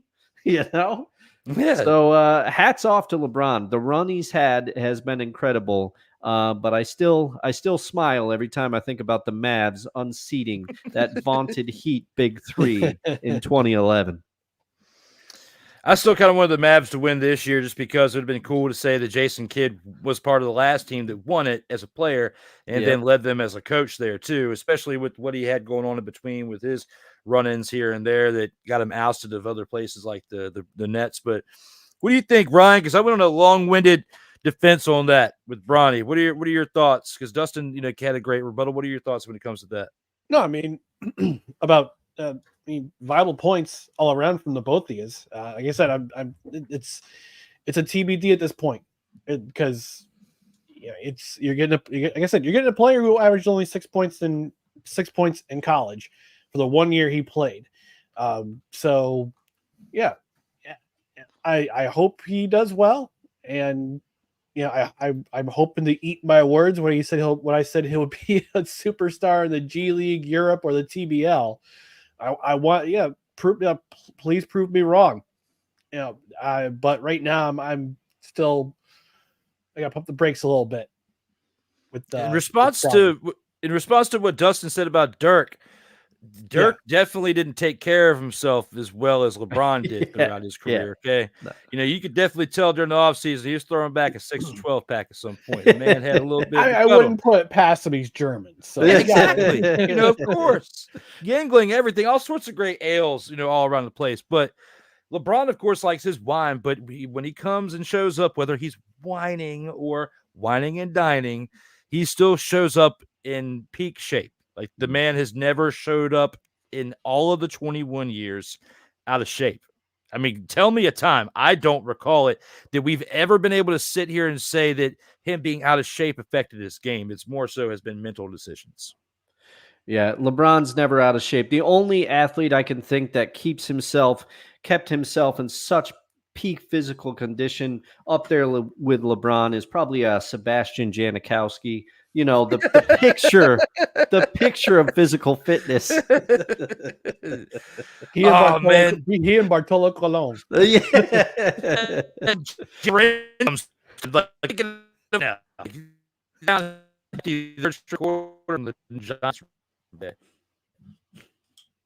If you're about a house, let's see. Do we not have audio? Oh, now I got you. We got you now. All right. I was going to say, if the audio might have cut us out, but if you were going to sit here and talk about Sebastian Janikowski, you got to talk about Jared Lorenzen too. Okay. Oh, yeah. Yep. Rest in peace. Rest in peace. Then you think about him towards the end of his career when he was playing arena ball and the big green blob, like 350 pounds running around. He was still mobile as a big guy slinging the rock. Yeah, but he could still throw it. He could. And Sebastian Janikowski could still kick it, but they had one thing in common. They love drive-throughs and 12 packs. Yeah. It was definitely evident. But no, LeBron's taking a great job of taking care of himself. And with that being said, let's talk about the comments that we have here in the chat. The Sick Diggy said it's rather fitting that he's wearing the number 0 as well as I'm out. Bronny is too young and unpolished. More importantly, that is about LeBron and his legacy. It's all about LeBron. Fair point. Yeah. The nepotism comments continue to reign in.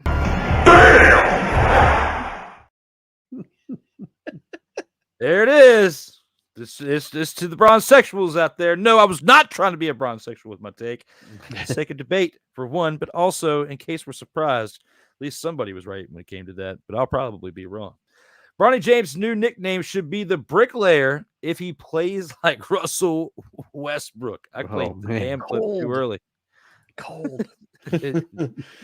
In order to elevate himself, Bronny will have to get out of LeBron's shadow. Let me talk to you. Facts.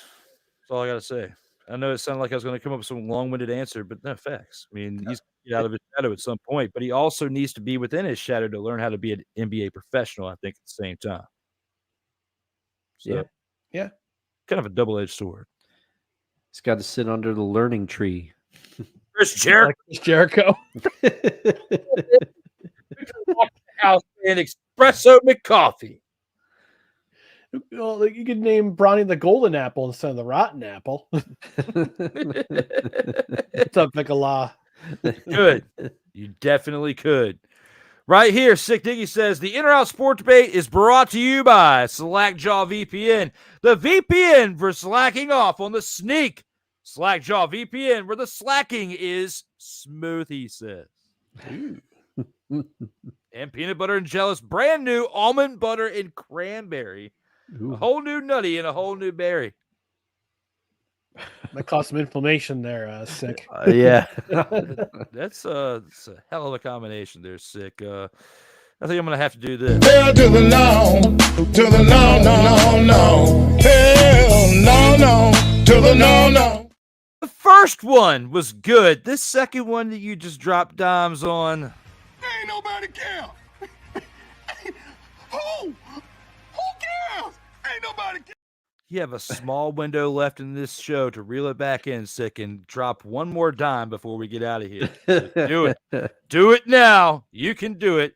As he says, good evening to Victor Locke, and how are you doing? We're going to do better when you drop one more dime before the show ends. And with that being said, we got to take this into the Vault of Fame inductions for these two gentlemen right here. Let's take it to that right there. Acknowledge me.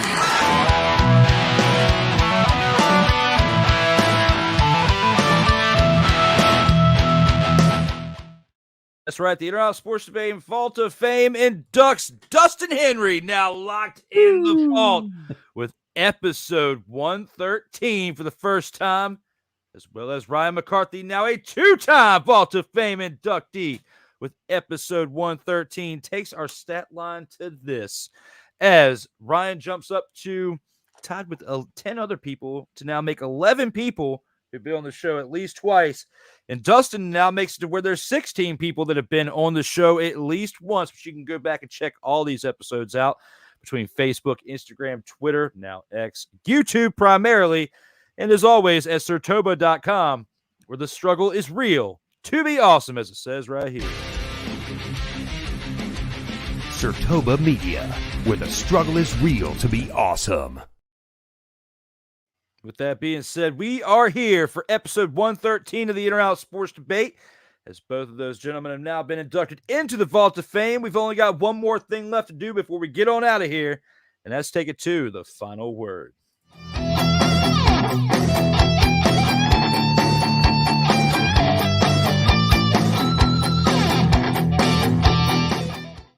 Out of everything we've talked about here, where the struggle is real to be awesome, for episode 113 of the In-Or-Out Sports Debate, what are you guys thinking when it comes to the final word? We'll start this off there with you there, Ryan. What do you think when it comes to the final word? All right, I'll put my final word. Tonight, the best, most outstanding, the most valuable player race right now, it's not here in the States. It's up to our friends up north in the Canadian Football League. And that race is between one Vernon Adams Jr. of the BC Lions, quarterback, and the other is Cody Fajardo, the Montreal Alouettes, who are both having outstanding years. And if you want to catch some really good quarterback play, watch the CFL. Watch any BC Lions game. Watch any Montreal Alouettes game right now. You're going to get some fine quarterback play.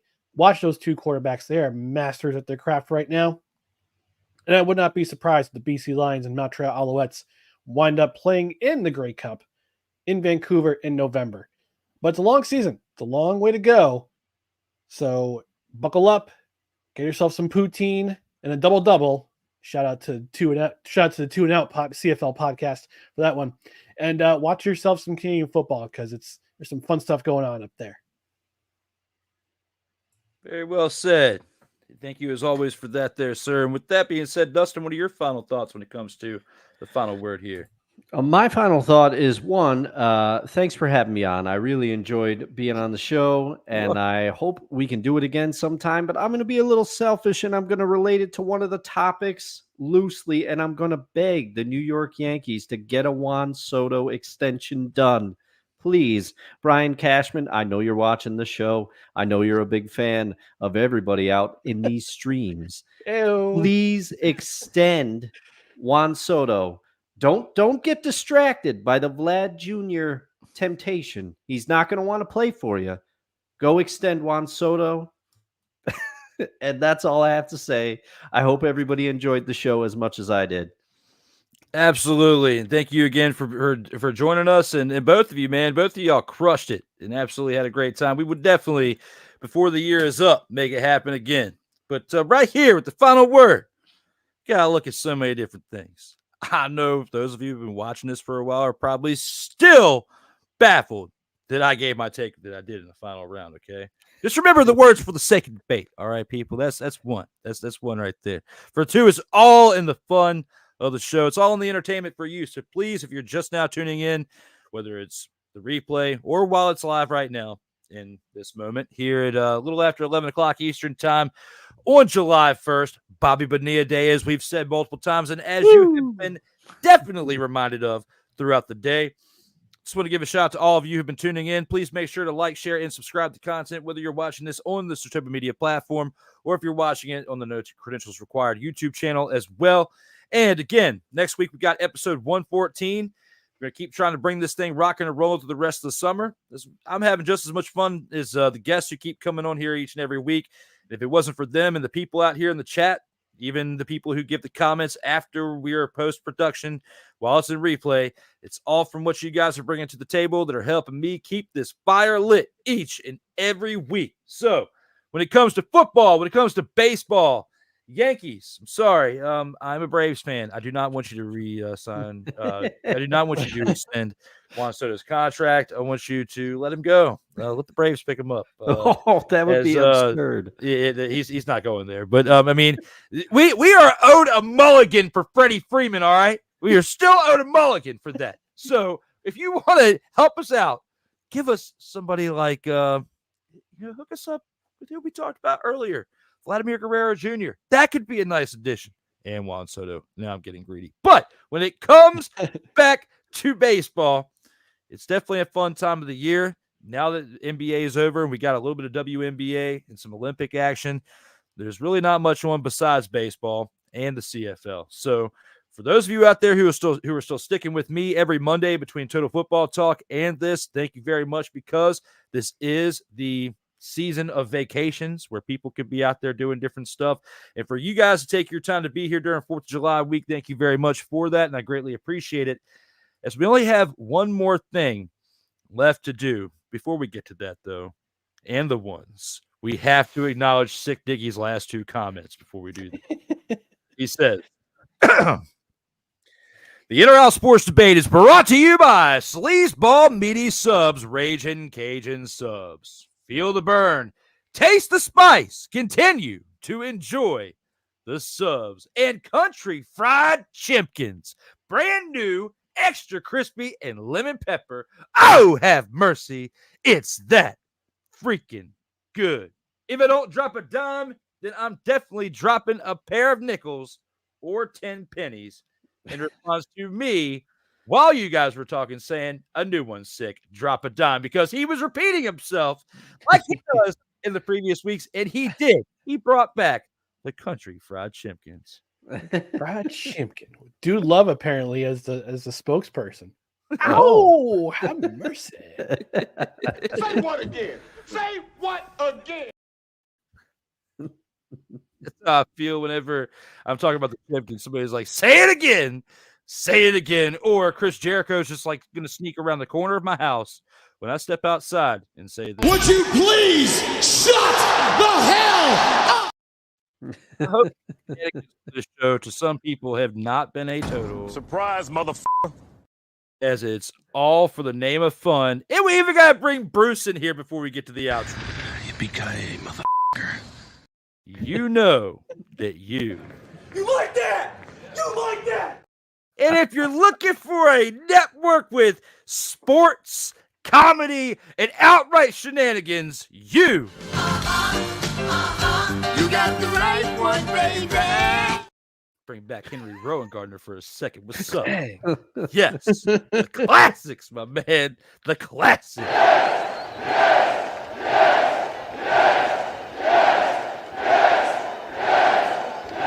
Stop it.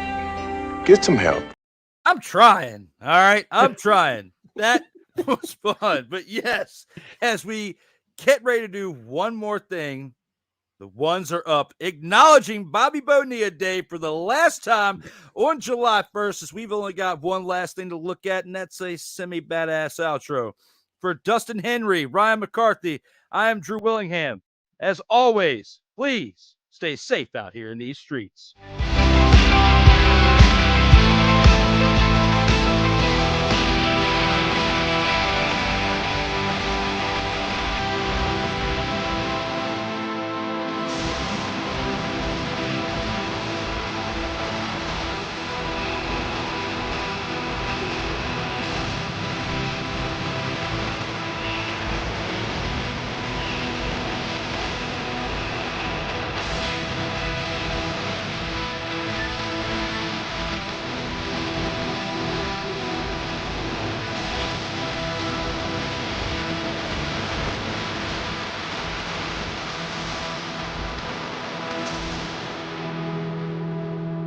SIRTOBA Media, where the struggle is real to be awesome.